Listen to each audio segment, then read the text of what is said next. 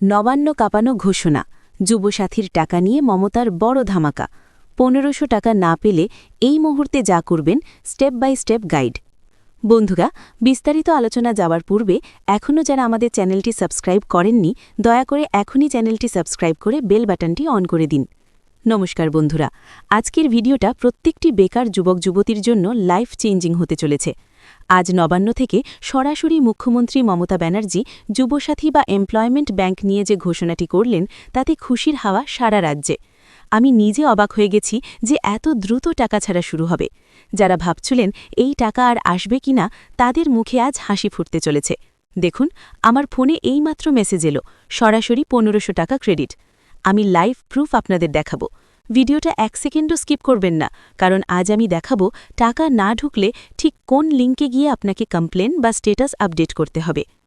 মুখ্যমন্ত্রী আজ নবান্নের সভায় পরিষ্কার জানিয়ে দিয়েছেন যে রাজ্যের উন্নয়ন তখনই সম্ভব যখন যুব সমাজ আর্থিকভাবে কিছুটা স্বনির্ভর হবে।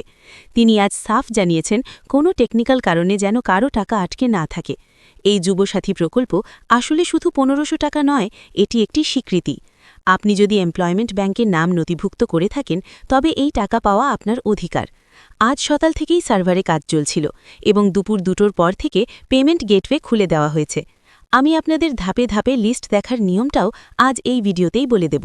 বন্ধুরা, এখন আসল কথায় আসি।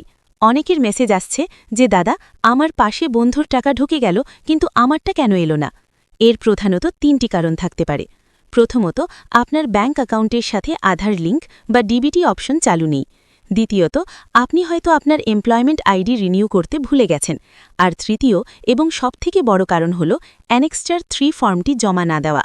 মনে রাখবেন, প্রতি ৬ মাস অন্তর আপনাকে প্রমাণ দিতে হয় যে আপনি এখনও কর্মহীন এবং এই প্রকল্পের যোগ্য। যদি আপনি এটি মিস করে থাকেন, তবেই আপনার টাকা আটকে আছে। ভয়ের কিছু নেই, এখনই পোর্টালে গিয়ে এটা আপলোড করলে আগামী ৪৮ ঘণ্টার মধ্যে টাকা ঢুকে যাবে।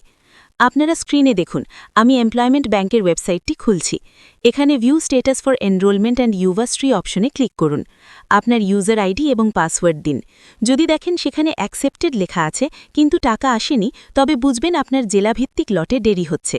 কিন্তু যদি সেখানে পেন্ডিং বা অ্যাকশন রিকোয়ার্ড থাকে, তবে আপনাকে এখনই ডিস্ট্রিক্ট এক্সচেঞ্জ অফিসে ইমেল করতে হবে। আজই মুখ্যমন্ত্রী বলেছেন এই প্রসেস এখন থেকে আরও ফাস্ট হবে। আমি ভিডিওর ডেসক্রিপশনে সেই বিশেষ ফরম্যাটটি দিয়ে দিচ্ছি, যা লিখে আপনি মেইল করলে দ্রুত ব্যবস্থা নেওয়া হবে। বন্ধুরা, আপনারা যারা আজ টাকা পেলেন, তারা অবশ্যই কমেন্ট করে জানান আপনার জেলা কোনটি। আর যারা পাননি, তারা ঘাবড়াবেন না।